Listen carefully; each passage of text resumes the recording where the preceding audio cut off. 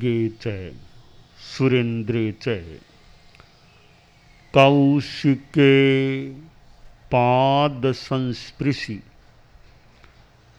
निर्विशेष मनस्काय श्री वीरस्वामिने नमः।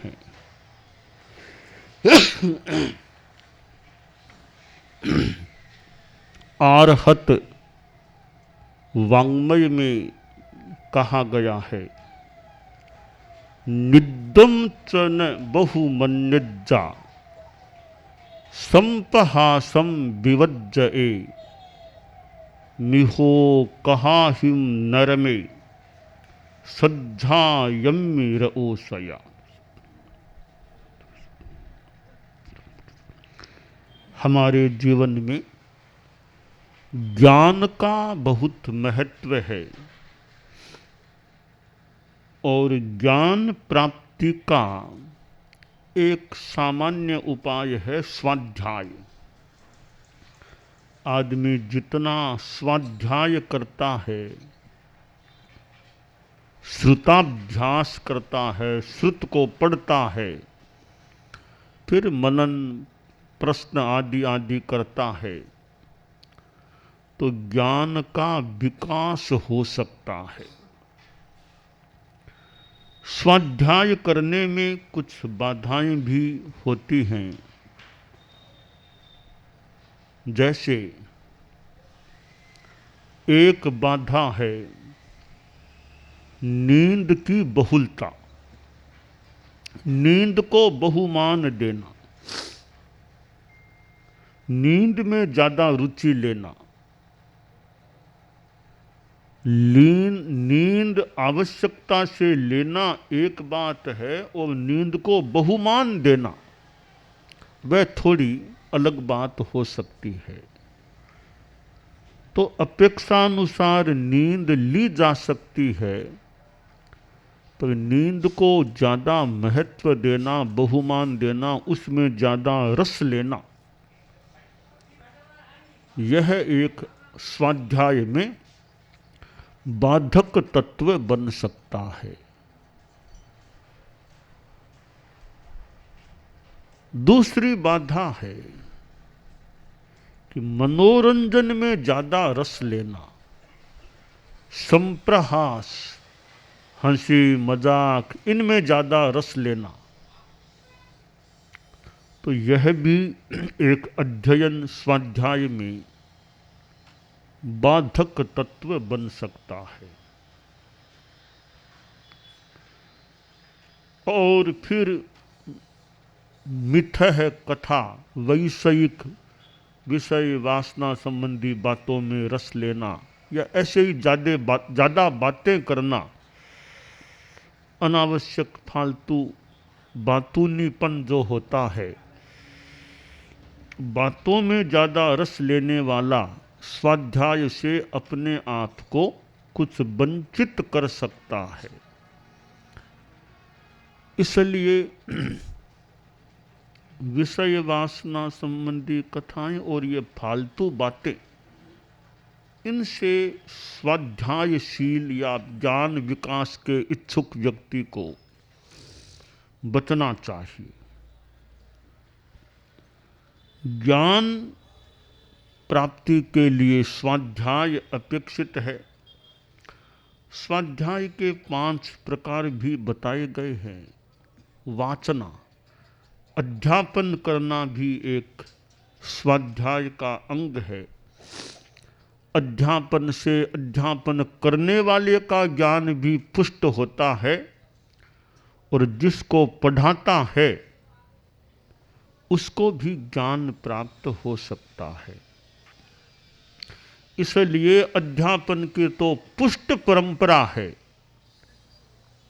चाहे विद्यालयों को देख ले, महाविद्यालयों को देखो, विश्वविद्यालय हैं, गुरुकुल परंपरा है, साधु संस्थाओं में अध्ययन की परंपरा है, अध्यापन चलता है। चाहे व्यक्तिगत रूप में पढ़ाएं, अध्यापन चलता है तो ज्ञान की परंपरा अविच्छिन्न रह सकती है।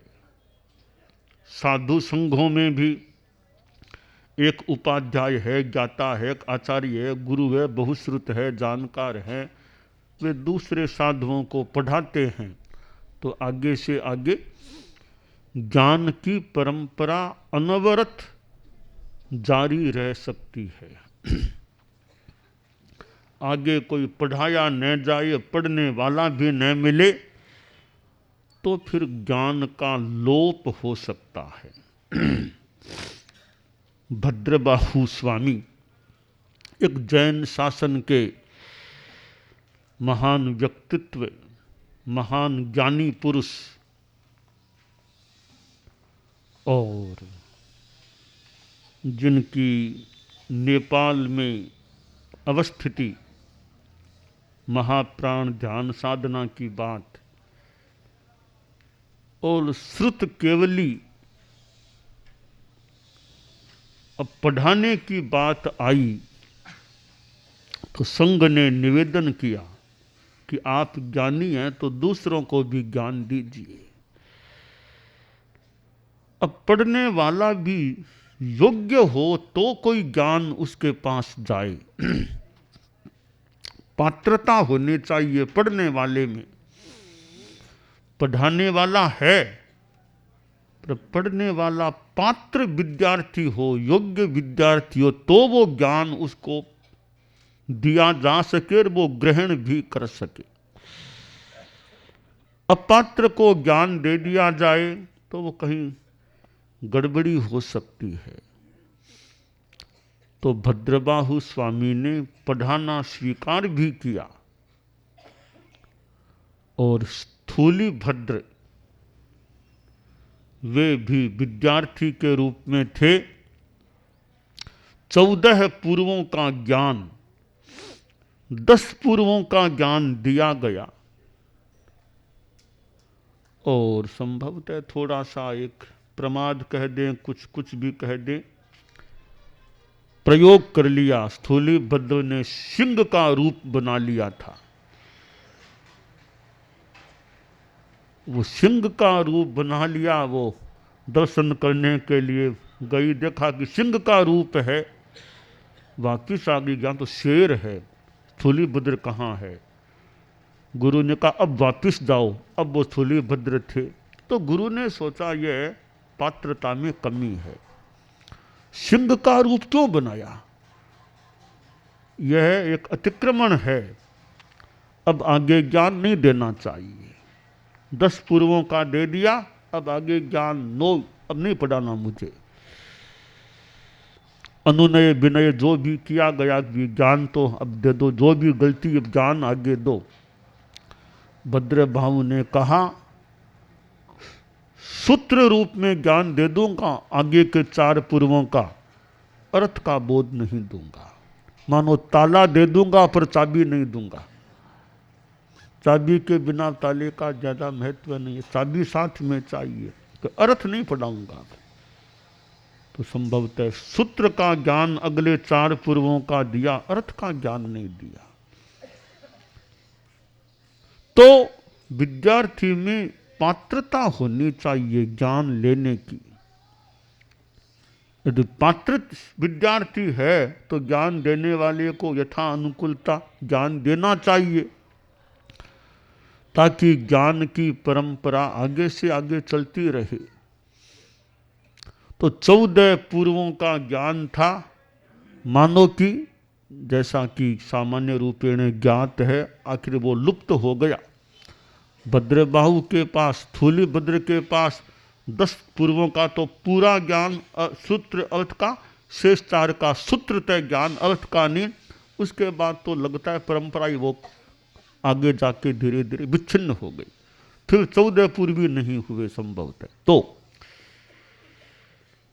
ज्ञानी के पास ज्ञान हो और योग्य विद्यार्थी मिले और योग्य अध्यापक मिले, ज्ञान की परंपरा आगे बढ़ सकती है। तो आज ये विद्यालय, महाविद्यालय, विश्वविद्यालय हैं, यानी ज्ञान की परंपरा चल रही है और अध्यापन उसके लिए अपेक्षित होता है। या नवकार, ये विद्यालय यहाँ आए हैं, नाम नवकार है।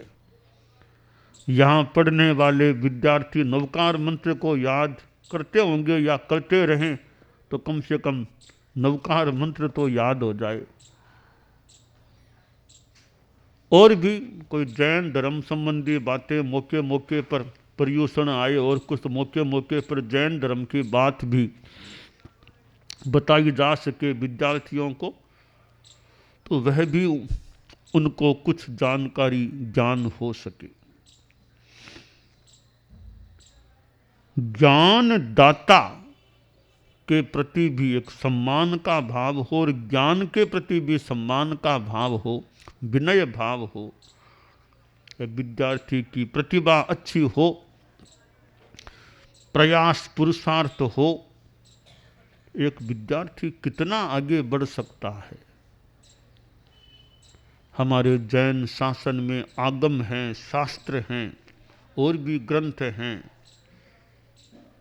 अब वे किसी अच्छे योग्य जानकार गुरु श्रुतधर बहुश्रुत के पास पढ़े जाएं तो पढ़ने वाले कितने ज्ञानी बन सकते हैं।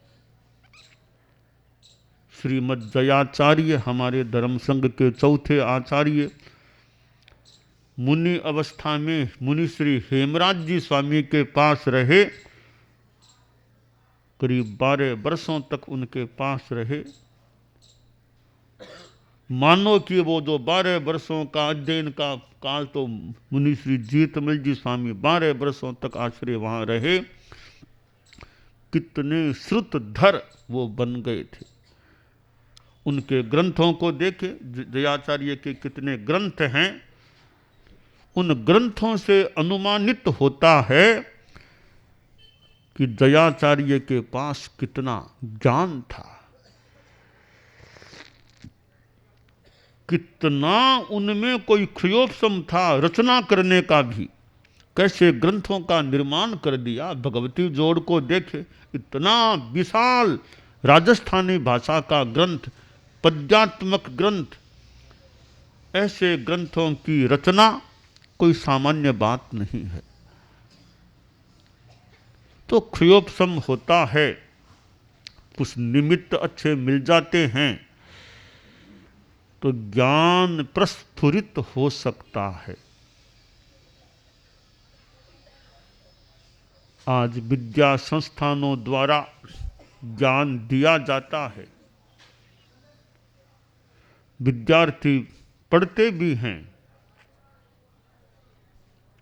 और तभी तो कितने अच्छे डॉक्टर भी मिल जाते हैं, वकील मिलते हैं, न्यायाधीश। इसका पढ़ते हैं तब अच्छे बनते होंगे। और ज्ञान के साथ अच्छे संस्कार भी रहें। नवकार विद्यालय है, यहाँ पढ़ने वालों में ज्ञान और अच्छे संस्कार जीवन में आए। अहिंसा, मैत्री, विनम्रता, ईमानदारी, ये संस्कार भी आए तो विद्यार्थियों में ज्ञान का विकास और फिर अच्छे संस्कारों का विकास दोनों होते हैं। तो एक तो ज्ञान हो गया और संस्कार अच्छे नहीं आए हैं तो भी कमी की बात है। तो संस्कार युक्त शिक्षा हो, यह अपेक्षा है। ज्ञान प्राप्ति के लिए परिश्रम करना होता है। अपने आप बैठे बैठे तो कितना क्या ज्ञान हो, कोई विशेष बात हो तो अलग बात है, वरना तो परिश्रम करे आदमी। तो परिश्रम करने से कुछ प्राप्त हो सकता है। कंठस्थ ज्ञान होता है। जैन शासन में तो कंठस्थ करने की भी अच्छी परंपरा रही है। आचार्य तुलसी, आचार्य महाप्रज्ञ जी, उन्होंने मुनि अवस्था में हजारों गाथा, प्रमाण, ज्ञान कंठस्थ कर लिया था। अब ज्ञान कंठस्थ है, उसको सुरक्षित रखना है तो दोहराना, चितारना वो करना पड़ेगा, परिवर्तना करना होगा, तब वो ज्ञान मजबूत रह सकता है। वरना तो सीखा और चितारा नहीं तो वो ज्ञान विस्मृति में जा सकता है। तो रिवाइज करना, फिर वो रिपीटिशन करना, दोहराना, वो बहुत जरूरी है कंठस्थ किए हुए ज्ञान को कंठस्थ बनाए रखने के लिए। फेरते रहो, फेरते रहो। गुरुजी ने चेले से पूछा कि एक प्रश्न का उत्तर दो। फरमाओ गुरुदेव, क्या प्रश्न है? कि पान सड़े, घोड़ो अड़े, विद्या बिसर जाय, रोट जड़े अंगार पर, कहो चेला किण न्याय। कि पान सड़ जाता है, घोड़ा अड़ जाता है, विद्या विस्मृत हो जाती है, रोटी अंगारे पर जल जाती है। उत्तर दो। चारों का उत्तर एक ही होना चाहिए, चारों चीजों का उत्तर एक ही होना चाहिए, ऐसा उत्तर दो। चेला अच्छा प्रबुद्ध था, प्रतिभाशाली था, बोला गुरुदेव एक उत्तर दूं तो फेरा नहीं, फेरा नहीं। पान सड़े, पान को फेरा नहीं तो वो सड़ जाते हैं, मान लो। घोड़ो अड़े, घोड़े को फेरो मत तो घोड़ा फिर इतना कामयाब नहीं होता, अड़ जाता है। और विद्या, विद्या को फेरा नहीं, दोहराया नहीं, वो भी विस्मृत हो जाती है। रोटी को फेरा नहीं तो जल जाती है फिर वो। तो सबका उत्तर है फेरा नहीं। तो कंठस्थ ज्ञान को फेरते रहो, चितारते रहो, तो वो ज्ञान मजबूत दिमाग में याद रह सकता है। वरना सीख तो लिया, फिर फेरा नहीं तो फिर वो भूल जाते हैं, ऐसा हो सकता है। तो हमारे साधु संस्था में तो चारित्रात्मय बहुत कई ज्ञान कंठस्थ भी कर लेते हैं। कई कई, सारे तो फिर याद पूरा नहीं रख पाते, कई कई कुछ ज्ञान याद रखने वाले भी हो सकते। याद पूरा ना भी रहे, कई वर्षों तक भी चितार लिया, बाद में मान लो टाइम नहीं मिला दूसरे काम, तो बाद में वो बचपन आदि में चितारा हुआ, वर्षों तक दिमाग में वो श्लोक तो ऐसा है, वो श्लोक वहां पर है, वो संस्कार कुछ भीतर में रह सकते हैं। तो यह स्वाध्याय है, वह ज्ञान प्राप्ति का एक अच्छा माध्यम है। तो हमें जितना टाइम मिल सके, बाकी और काम भी हो सकते हैं, समय जितना मिल सके यह स्वाध्याय करने का प्रयास करना चाहिए। और अनुप्रेक्षा, ज्ञान की गहराई में जाना, जहां जिज्ञासा वहां पूछो, प्रश्न करो, वाचना, प्रथना, परिवर्तना, और फिर अनुप्रेक्षा, चिंतन, मनन, ज्ञान की गहराई में जाना। ज्ञान की गहराई में जो चला जाए वो विशेष बात है। ऐसी प्रतिभा प्रज्ञा हो कि आदमी ज्ञान का गहरे में उतर के निचोड़ निकाल ले, यह बात ऐसे होनी चाहिए। फिर धर्म कथा करो, इतना अध्ययन किया जाना, अब लोगों में बताओ, प्रवचन करो, तब लोगों को भी ज्ञान मिले। परोसो, लोगों को सामग्री परोसो, परोसोगे तो उनको भी लाभ हो सकेगा। साधु के मुंह से ज्ञान की बातें निकले, और आप जैसे गृहस्थ लोग तो ध्यान से अगर सुने, इधर तो त्यागी साधु है, वंदनीय है, उनके मुख से ज्ञान की बातें भी आ रही है, तो उन बातों से भी श्रावकों का भी ज्ञान बढ़ सकता है, सुनने वालों का ज्ञान बढ़ जाए, तो कई बार उन्हें पथ दर्शन मिल जाए, समस्या का समाधान भी मिल सकता है। तो हम स्वाध्यायशील बनने का और बने रहने का प्रयास करें, यह काम्य है।